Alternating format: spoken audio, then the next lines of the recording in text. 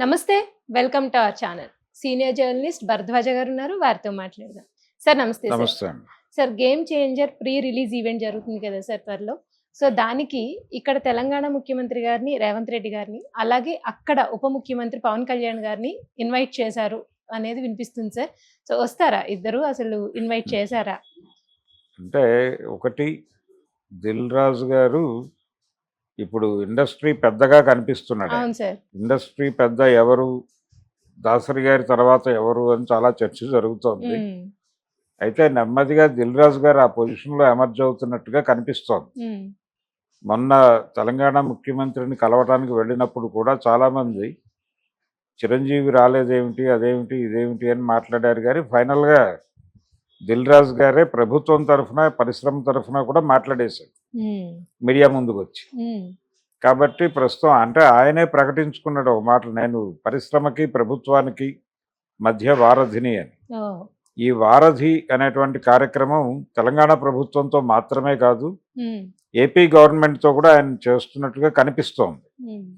అంటే game changer event అనే దీంతో ఆయన వెళ్ళి పవన్ కళ్యాణ్ గారిని కలిశారు. ఈరోజు కలిసిన తర్వాత 4 లేదా 5 తేదీల్లో ఇలా ప్రీ రిలీజ్ ఈవెంట్ అనుకుంటున్నాము ఏపీలో అనుకుంటున్నాము. ఈ ఈవెంట్కి మీరు వస్తే బాగుంటుంది అని నేను అడిగాడు. ఆయన దాదాపుగా ఓకే చేసినట్టుగానే కనిపిస్తోంది. అయితే కన్ఫర్మేషన్ లేదు. ఇంకా కన్ఫర్మేషన్ లేకపోవడానికి కారణం ఏంటంటే ఆయనకి ఇంకా ఒక చిన్న సందేహం ఉండింది అప్పటికి పవన్ కళ్యాణ్కి.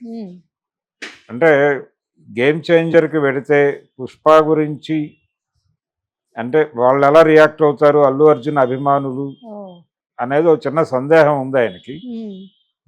అయితే ఈయనకైతే పాజిటివ్ రెస్పాన్సే ఇచ్చినట్టుగా వార్త వస్తుంది బయట. కన్ఫర్మేషన్ చెప్పలేదు కానీ మేబీ ఈరోజు సాయంత్రం కన్ఫర్మ్ చేయొచ్చు ఆయన. వచ్చే అవకాశాలే కనిపిస్తున్నాయి. ఇక్కడ తెలంగాణ విషయానికి వస్తే రేవంత్ రెడ్డి గారిని ఇన్వైట్ చేశారు. రేవంత్ రెడ్డి గారు వచ్చే అవకాశాలే కనిపిస్తున్నాయి. ఆయన ఎందుకంటే ఇండస్ట్రీతో సత్సంబంధాలు కోరుకుంటున్నాడు ఆయన. మొన్న జరిగినటువంటి పుష్ప అంటే సంధ్యా థియేటర్ ఇన్సిడెంట్ తర్వాత ఇండస్ట్రీ అదేదో ఆంధ్రాకి షిఫ్ట్ అయిపోవాలనుకుంటున్నారు, ఇలాంటి రకరకాల వార్తలు వచ్చినాయి. ప్లస్ రేవంత్ రెడ్డి గారు కక్ష కట్టారు అనేది కూడా వచ్చింది. ఇండస్ట్రీ వర్సెస్ రేవంత్ రెడ్డి అన్న టోన్లో రకరకాల స్పెక్యులేషన్స్ నడిచినాయి. అందుకని ఇలాంటి వార్తలకి ఫుల్ స్టాప్ పెట్టడం కోసం ఆయన నిజానికి మొన్న సినిమా పెద్దలతో సమావేశం కూడా వీళ్ళ అవసరం కోసం వీళ్ళు వెళ్ళారు. ఆయనకు కూడా అవసరం ఉంది ఆ టైంలో. వీళ్ళతో కూర్చొని మాట్లాడి కొన్ని విషయాలు సార్ట్అవుట్ చేసుకోవాలి అనుకున్నాడు ఆయన. అంటే తను వ్యవహరించిన పద్ధతిలో ఏమీ తప్పు లేదు. ఒక బాధ్యతాయుతమైనటువంటి రాజ్యాంగ పదవిలో ఉన్న వాళ్ళు ఎవరైనా ఏం చేయాలో అదే తాను చేసినట్టుగా ఆయన చెప్పుకున్నాడు ఆ రోజు సినిమా పెద్దలకి. అంతకు మించి నేనేం వ్యవహరించలేదు అంటే కన్సిడర్ చేయాల్సిన చోట కన్సిడర్ చేశాను. అలాగే వాళ్ళకి టికెట్ల రేట్లు పెంచుకోవడానికి అవకాశం కల్పించాను, ప్రీమియర్స్ వేసుకోవడానికి అనుమతులు ఇచ్చాను. ఇన్ని చేసిన తర్వాత తప్పు జరిగినప్పుడు తప్పు మాకు సంబంధం లేదన్నట్టుగా తప్పించుకోవాలని ట్రై చేస్తే ఇబ్బంది కదా. అందుకని నేను ఎలా వ్యవహరించాలో అలా వ్యవహరించాను. అంత మాత్రం చేత నేనేదో సినిమా పరిశ్రమకు వ్యతిరేకమని మీరు అనుకుంటే పొరపాటు అనేది అక్కడ వరకు చెప్పాడు ఆయన. అయితే అది మాత్రమే సరిపోదు. ఇలాంటి కొన్ని ఓపెన్ డయాస్ల మీద కనిపించడం ద్వారా ఒక పాజిటివ్ సిగ్నల్ ఇవ్వగలుగుతాడు ఆయన.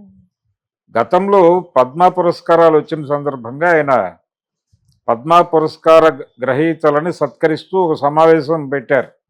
దానిలో ఆయన మాట్లాడాడు. చాలా పాజిటివ్ రెస్పాన్స్ వచ్చింది ఇండస్ట్రీ నుంచి, పబ్లిక్ నుంచి కూడా. అంటే చిరంజీవి గారి గురించి మాట్లాడుతూ అందులోనే పున్నమి నాగు మొదటి సినిమా ఆయనది నేను చూశాను ఆ రోజుల్లో. తర్వాత ఆయన 150 సినిమా టైంలో కూడా అదే పద్ధతిలో ఉన్నాడు ఆయన. ఆయనలో నటుడిగా మాత్రమే కాదు, వ్యక్తిగా కూడా పెద్దగా మార్పులు లేవు. ఆ రోజు ఎంత డెడికేషన్తో పనిచేసేవాడో ఈరోజు అంతే అంకిత భావంతో పనిచేస్తున్నారు ఒకటి. రెండవది అవతల వాళ్ళని రెస్పెక్ట్ చేసే పద్ధతిలో కూడా ఆ రోజు ఎలా ఉన్నారో ఈ రోజు కూడా అలాగే ఉన్నాడు అని మాట్లాడాడు ఆ రోజు. ఇప్పుడు ఆ రోజు మాట్లాడిన మాటల్ని కూడా తవ్వి తీసి బయట ప్రొజెక్ట్ చేస్తున్నారు ప్రపంచం. ఇది ఎందుకు చేస్తున్నారు అంటే అందులో ఒక మాట అన్నాడు ఆయన, రెండు మూడు సినిమాలు హిట్ అయిన వాళ్ళు తలలు ఎగరేస్తున్నారు. ఈ సందర్భంలో చిరంజీవి ఇంత హంబుల్గా ఉంటున్నాడని ఒక కంపారిజన్ చేస్తూ ఒక స్టేట్మెంట్ ఇచ్చాడు ఆయన. దాన్ని అల్లు అర్జున్కు వ్యతిరేకంగా కొంతమంది వాడేస్తున్నారు. కాబట్టి ఈ గందరగోళం అంతా. అలాగే చిరంజీవి గారు ఎప్పుడో జగన్మోహన్ రెడ్డి ప్రభుత్వాన్ని ఉద్దేశించి మాట్లాడిన మాటలు పట్టుకొచ్చి రేవంత్ రెడ్డి గారి ప్రభుత్వానికి వ్యతిరేకంగా మాట్లాడినట్టుగా ప్రొజెక్ట్ చేస్తున్నారు. ఈ గందరగోళానికి కూడా తెరదించాల్సినటువంటి అవసరం ఉంది ఆయనకి. గేమ్ చేంజర్ ఈవెంట్కి రావటం అనేది ఆయనకి ఇంకో వెసులుబాటును కల్పిస్తుంది. ఎందుకంటే రేవంత్ రెడ్డి వస్తున్నాడంటే యువతల వైపు నుంచి చిరంజీవి కూడా డాయస్ మీదకి వచ్చే అవకాశం ఉంది. వచ్చినప్పుడు వాంటెడ్గా మొన్న మీటింగ్కి చిరంజీవి వెళ్ళలేదు. ఈ గందరగోళాలు అన్నీ ఉన్నాయి. దాంతోపాటు చిరంజీవి ఆయన రేవంత్ రెడ్డి గురించి ఏదో మాట్లాడాడని, లేదు రేవంత్ రెడ్డి గారు ఏదో ఆయన గురించి మాట్లాడాడని, ఈ స్పెక్యులేషన్స్ అన్నిటికీ ఒక చెక్ పెట్టినట్టు అయిపోతుంది, ఫుల్ స్టాప్. అందుకని రేవంత్ రెడ్డి గారికి ఈ ఈవెంట్లో పాల్గొనడం అనేది అవసరమే. అందుకని ఆయనకి ప్రాబ్లమే లేదు, ఆయన వస్తాడు. ఇంకా ఆయన దగ్గరికి ఫైల్ వెళ్ళలేదు, వెళ్తే ఆయన కన్సిడర్ చేస్తాడు. పవన్ కళ్యాణ్ కూడా ఆల్మోస్ట్ కన్సిడర్ చేస్తున్నట్టే. ఎందుకంటే ఆయన మీడియా చిట్ చాట్లో పవన్ కళ్యాణ్ చాలా స్పష్టంగా ఈ సంజయ్ థియేటర్ ఇన్సిడెంట్ మీద తన అభిప్రాయం చెప్పేసినట్టుగా బయటకు వచ్చేసింది. సో ఇప్పుడు ప్రపంచానికి తన ఏం ఫీల్ అవుతున్నాడో అది బయటకు వెళ్ళిపోయింది. కాబట్టి ఇప్పుడు ఆయన ప్రీ రిలీజ్ ఈవెంట్కి వెళ్ళినా పెద్ద ప్రమాదం లేదు. అందుకని ఇండస్ట్రీ వైపు నుంచి కూడా ఒక పాజిటివ్ సైన్ ఉండాలి వాళ్ళకి. అయితే ఆయన ప్రీ రిలీజ్ ఈవెంట్కి వెళ్ళొచ్చు, కానీ ఇంకొక కోరిక కోరున్నాడు దిల్ రాజు గారు పవన్ కళ్యాణ్ని కలిసినప్పుడు. అదేంటంటే ప్రీమియర్స్ అలాగే ప్రైస్ హైక్కి సంబంధించి అది కన్సిడర్ చేయకపోవచ్చు. అంటే తెలంగాణ ప్రభుత్వం కాదు అన్న తర్వాత ఏపీ గవర్నమెంట్ అవును అనటం అనేది టెక్నికల్గా ఇబ్బంది కలిగించేటువంటి అంశం. కాబట్టి డెఫినెట్గా అక్కడ కూడా 3 షోస్కి పర్మిషన్ ఉండదు. కానీ రెగ్యులర్ షోస్కి రేట్లు పెంచుకునే అవకాశం వాళ్ళు ఇస్తారు, వీళ్ళు ఇస్తారు.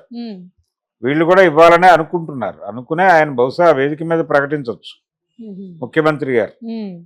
కాబట్టి ఆ ప్రైస్ హైక్ ఉంటుంది. 8 గంటల ఆట దగ్గర నుంచి మొదలవుతుంది.